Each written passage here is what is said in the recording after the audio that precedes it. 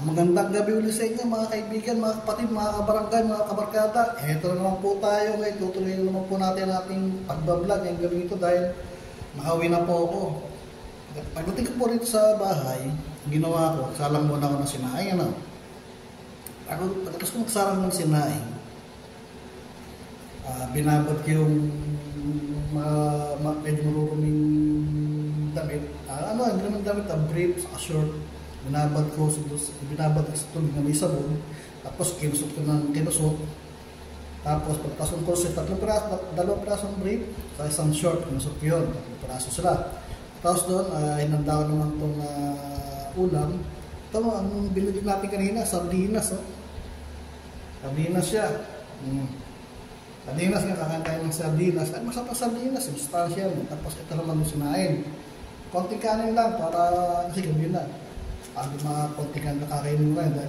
Medyo malaki na yung tiyak ko, bumibigat ako eh. So yun, so pagkatapos hinanda ko na, ayun, saka yung ulam para bukas, tanghalian. Tuna naman yan, nilagyan ng pinilagyan ko ng asin, sibuyas, paminta, konting asin. So para ready na siya para bukas ang tanghalian. So ngayon, ito naman ang natin, itong sardinas na master 555 with hot chili sauce. Ngayon, titignan natin siya kung ulamin natin siya kung talagang masarap siya. Masarap siya, oo, talagang masarap yan. Kasi nung pa naman yan, inuulam ko na yan. So ngayon, tara, saluhan niyo po kumain ng sardinas. Halina po tayo, kahit po tayo. Kain natin itong sardinas.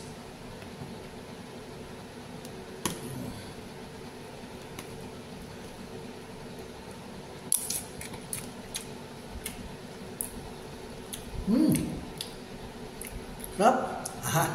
Aha. Medyo mahal.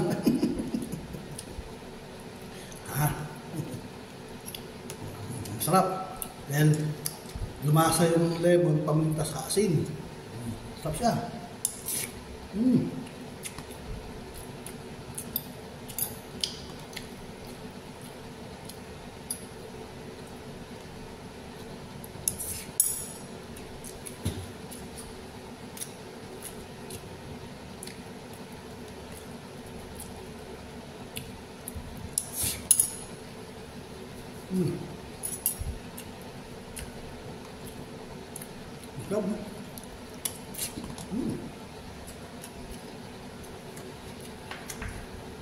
May mga hot chili sauce nga talaga.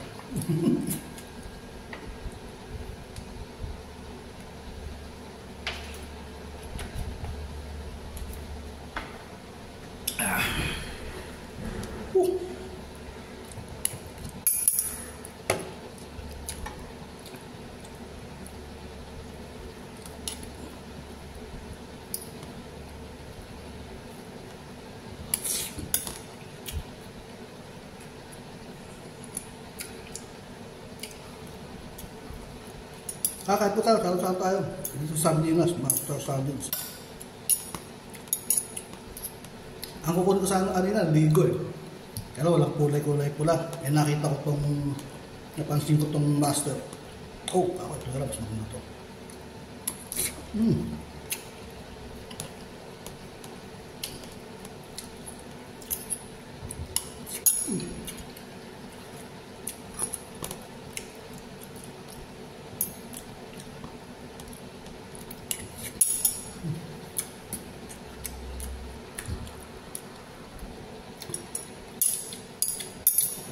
Mahal.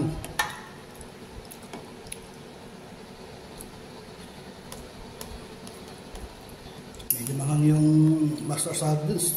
Ito nga, hot chili sauce.